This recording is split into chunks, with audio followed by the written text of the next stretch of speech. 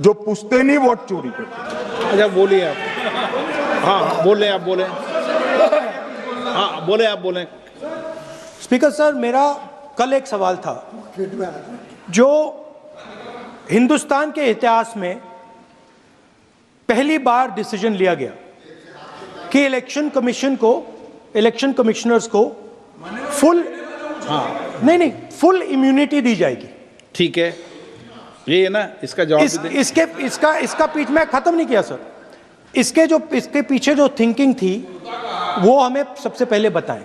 ठीक है। दूसरी बात, नहीं हरियाणा की जहां इन्होंने बात की, इन्होंने एक उदाहरण लिया, वहां पर अनेक उदाहरण हैं।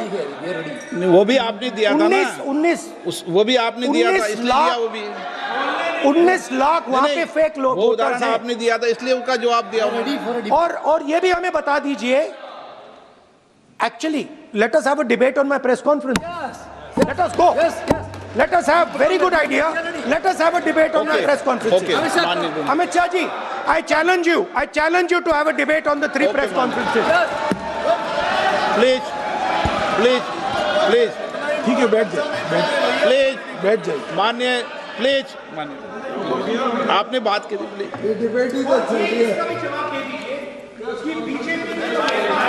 उत्तर प्रदेश में और हरियाणा में दोनों चुनाव में वोट कैसे दे रहे हैं, प्लीज ये भी जवाब दे दीजिए। माननीय गृह मंत्री जी। मान्यवर, पहली बात मैं स्पष्ट करना चाहता हूं, मैं 30 साल से विधानसभा और संसद में जनप्रतिनिधि के रूप में चुनकर आता हूं। मुझे लंबा अनुभव है संसदीय प्रणाली का। विपक्ष के नेता महोदय कहते हैं कि पहले मेरी बात का आप जवाब दीजिए, मैं सुनना चाहता हूं। आपकी मुनसफी से संसद नहीं चलेगी। मेरे आप बोलने का क्रम मैं तय करूंगा, इस तरह से नहीं चलेगी संसद। मान्यवर, उनको धैर्य रखना चाहिए, मेरा जवाब सुनने का। इनकी एक एक बात का जवाब मैं दूंगा, मगर मेरे भाषण का क्रम वो तय नहीं कर सकते, मैं करूंगा, क्योंकि मैं बोल रहा हूं।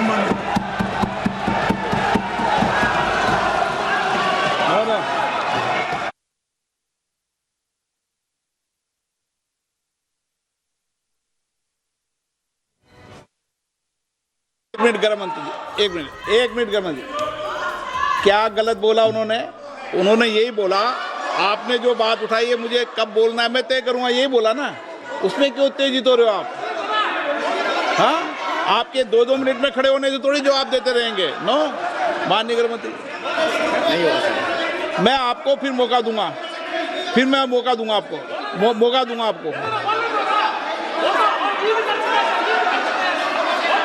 हाँ बोलिए, बोलिए सर। ये बोलिए। आपने अगर अमित शाह जी का रिस्पांस देखा तो ये कंप्लीटली डिफेंसिव रिस्पांस है, ये घबराया हुआ रिस्पांस है, ये डरा हुआ रिस्पांस है। अब सुनिए पूरी बात, प्लीज मानिए। नो, सच्चा रिस्पांस नहीं है। माननीय गृह मंत्री जी। मान्यवर, आपके चेहरे पर बैठो। मान्यवर, आपके चेहरे पर चिंता की लकीरें मैं देख रहा हूं कि मैं क्या बोलूंगा। मैं उनके उकसावे में नहीं आऊंगा, मैं मेरे विषय पर बोलूंगा। मान्यवर, मैंने इतना ही कहा कि मेरे भाषण का क्रम मैं तय करूंगा। मेरे भाषण का पहले क्या बोलना, बाद में क्या बोलना, मैं तय करूंगा। और मैं मानता हूं कि हर एक वक्ता का ये अधिकार है, उनका भी है, मेरा भी है। कल वो बोल रहे तो हम ऐसा थोड़ी ना बोले आप झूठ क्यों बोल रहे हो, हम नहीं बोल सकते साहब। वो माननीय विपक्ष के नेता है, वो बोल सकते अपना भाषण। मान्यवर, और मैंने तो ये भी कहा, मेरा पूरा भाषण छूट कर कुछ बच जाता है तो आप पूछिएगा, मैं जवाब दूंगा, मगर अब धैर्य भी चाहिए और सुनना भी चाहिए, दोनों चीजें करनी पड़ती है। मान्यवर, वोट चोरी का कोहराम बचा है। मैं वोट चोरी किसको कहते हैं वो बताना चाहता हूं। वोट चोरी के 3 आयाम हैं। एक तो मतदाता नहीं है, मतलब योग्यता नहीं है, और आप वोटर बन जाते हो तो वोट चोरी माना जाएगा। दूसरा, आप गलत प्रकार से चुनाव जीतते हो तो वोट चोरी माना जाएगा। और तीसरा, जनादेश को डिफाई करते हो, मतलब वोट के विपरीत आप कोई पद प्राप्त कर लेते हो तो भी एक प्रकार से वोट चोरी होता है। अरे सुनो ना, क्यों जल्दबाजी करते हो मानिकम, क्यों? अब मैं 3 वोट चोरी की घटनाएं बताना चाहता हूं। सबसे पहली घटना हुई, आजादी के बाद देश का प्रधानमंत्री तय करना था। तय कौन करना था? तो उस वक्त के जितने प्रांत थे, इसके कांग्रेस के अध्यक्षों ने, उनके एक एक वोट से तय होना था। अब 28 वोट श्री सरदार पटेल को मिले और 2 वोट जवाहरलाल नेहरू जी को मिले।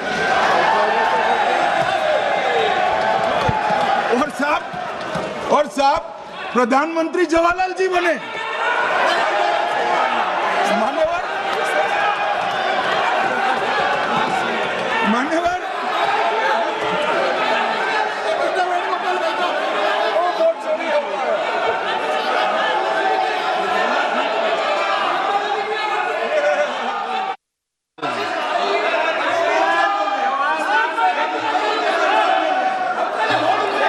प्लीज, माननीय गृह मंत्री जी, माननीय गृह मंत्री जी, प्लीज।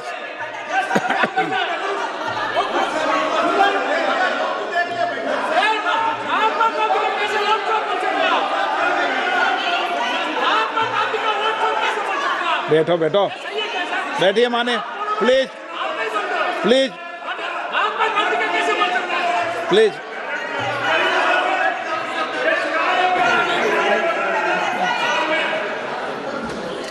मान्यवर, दूसरी, प्लीज बैठिए बैठिए माननीय सदस्य, प्लीज, हर बार नहीं उठते, बैठिए। मान्यवर, दूसरे प्रकार की वोट चोरी और नैतिक तरीके से चुनाव जीतना, ऐसी वोट चोरी भी भूतकाल में एक बार हुई थी। श्रीमती इंदिरा गांधी रायबरेली से चुनी गई। इलाहाबाद हाईकोर्ट में श्री राजनारायण पहुंचे कि चुनाव नियमों के अनुसार नहीं हुआ। इलाहाबाद हाईकोर्ट ने ये तय कर दिया कि श्रीमती गांधी ने उचित तरीके से चुनाव नहीं जीता है, हम इसको रद्द कर दें। मान्यवर, ये भी वोट चोरी थी, बहुत बड़ी वोट चोरी थी। और उसके बाद में क्या हुआ? उसके बाद में क्या हुआ? उसके बाद में वो वोट चोरी को ढकने के लिए संसद में कानून लाया गया कि प्रधानमंत्री के खिलाफ कोई केस ही नहीं हो सकता। मैं विपक्ष के नेता को कहना चाहता हूं, इम्यूनिटी की बात आप चुनाव आयोग की पूछ रहे हैं, इसका तो मैं जवाब दूंगा, इसका मैं जवाब दूंगा इम्यूनिटी का। मगर ये इम्यूनिटी जो श्रीमती गांधी ने दी थी, इसके लिए आपका क्या कहना है? आपका क्या जवाब है? और उन्होंने तो स्वयं के लिए ले ली। उनका आरोप है। प्लीज, ऐसे नहीं चलता मान्यवर, आप जब बोले, जब 5-5 मिनट में उठेंगे क्या? ये मान्यवर, उनका आरोप है। आप भी बोले, आप भी बोले, आप भी बोले। नो, गलत। 1-1 मिनट में सदस्य नहीं उठेगा ना। मान्यवर, उनका आरोप है कि सरकार ने बनाया तो लोकतंत्र ने बनाया, तो जो समय का केस था वो बताया है, आगे का तो मोदी जी को भी सब लोगों ने प्रधानमंत्री बनाया है भाई, आपकी कृपा से नहीं बने हैं।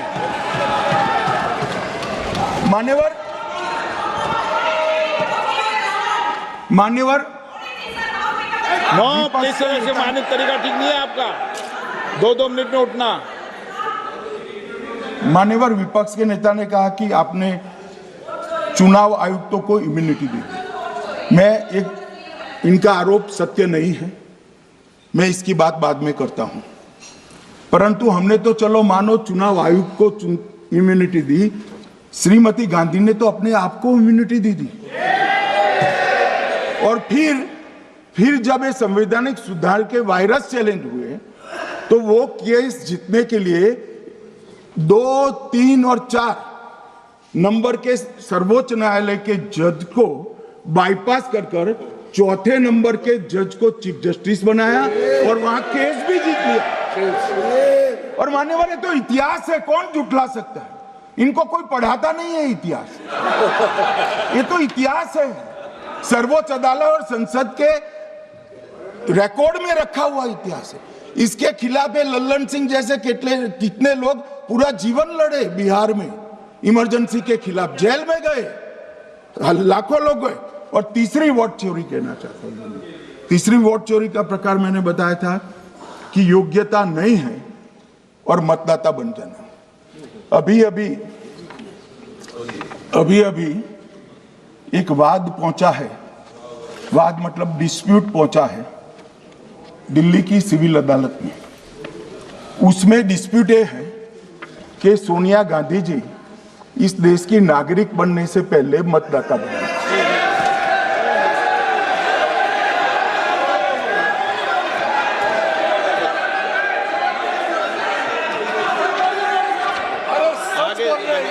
आगे सुनो, बोल क्या रहे, पूरी बात तो सुनो।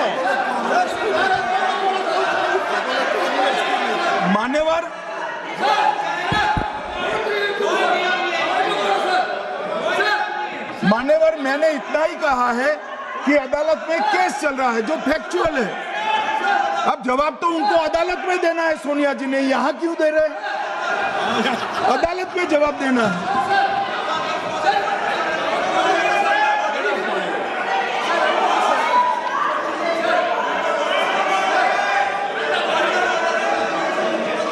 बीच के भाषण में पॉइंट ऑफ ऑर्डर नहीं होता। नहीं है सर, बुलाइए सर। मुझे याद है जो माननीय सदस्य नहीं है, ये 352 ये रहा, 352 टेबल पे रहता है, मुझे जवान याद है 352। Home Minister is speaking about an issue which is pending in the court. Actually, what happens is, Rosa will report some detail.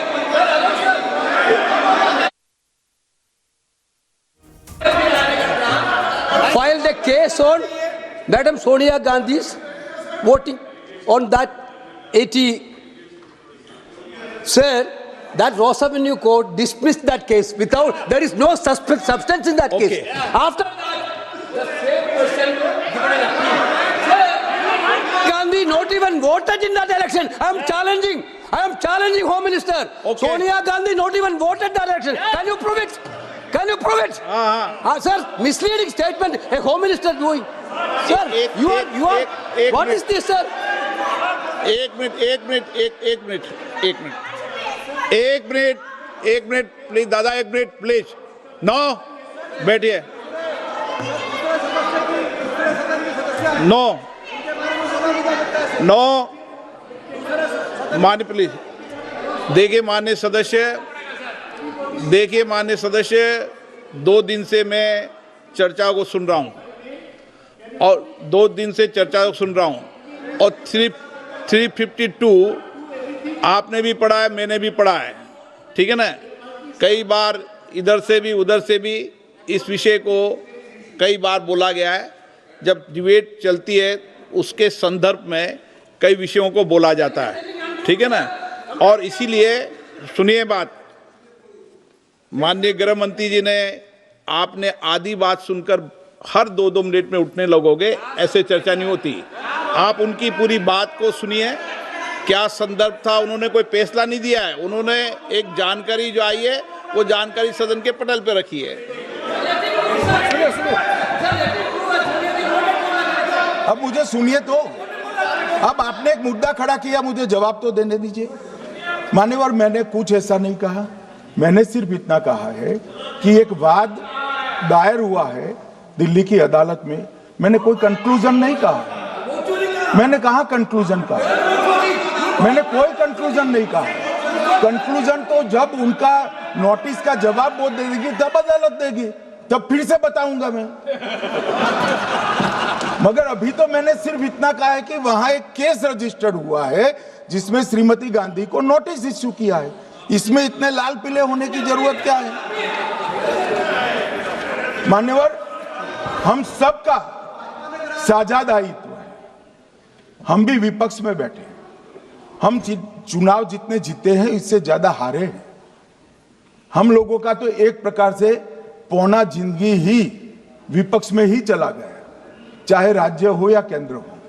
कई चुनाव हमारे, हमने चुनाव आयुक्त और चुनाव आयोग पर कभी आरोप नहीं लगाए। एक नया पैटर्न खड़ा, एक नया पैटर्न।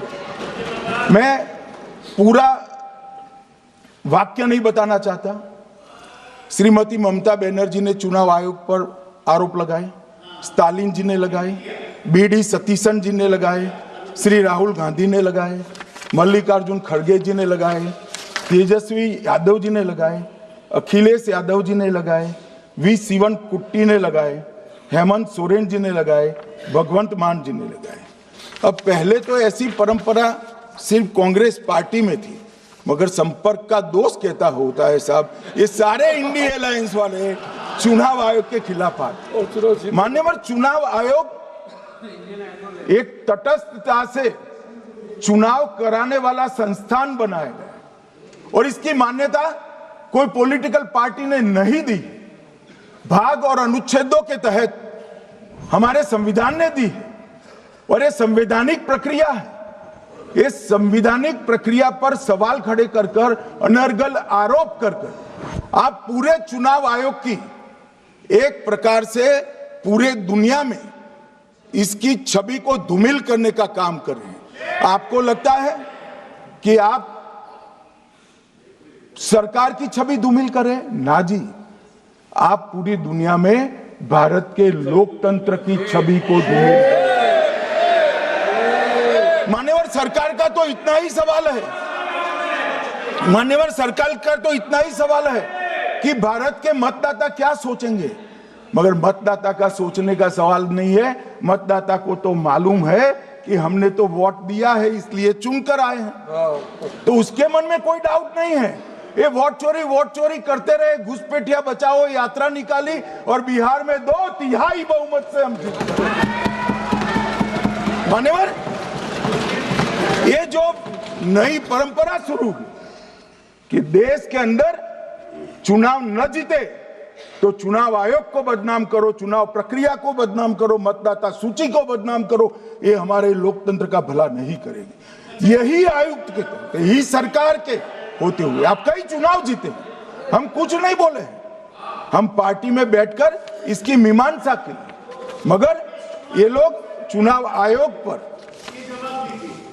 प्लीज नो, आप बैठिए, आप ठीक है बैठिए। माननीय सदस्य प्लीज प्लीज। मान्यवर, मैं थोड़ी स्पष्टता के लिए आंकड़ा देना चाहता हूं। मई 14 में श्रीमान नरेंद्र मोदी इस देश के प्रधानमंत्री बने, तब से उनको आपत्ति है। तो एनडीए क्या क्या जीती? 3 लोकसभा चुनाव हम जीते, 41 राज्यों के विधानसभा चुनाव जीते, तो हम 44 विधानसभा टोटल चुनाव जीते हैं 2024 से 25 तक, मगर वो भी 30 चुनाव जीते हैं अलग अलग विधानसभा में, 30 जगह पे। अगर मतदाता सूची करेक्ट है तो क्यों शपथ लिया, क्यों चुनाव लड़ा? आप बताइए देश की जनता को। आप लोग यहाँ कैसे पहुंचे? श्री राहुल गांधी जहां से चुनकर आए हैं